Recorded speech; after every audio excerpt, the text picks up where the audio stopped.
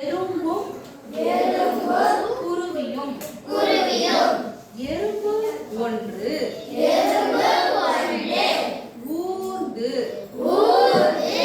கொண்டிருந்தது. அதை பார்த்த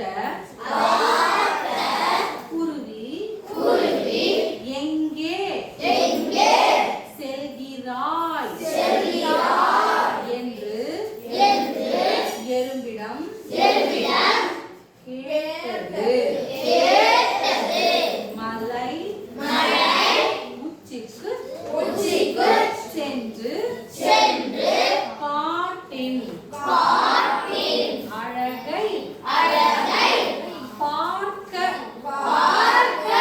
போகிறேன் என்றது.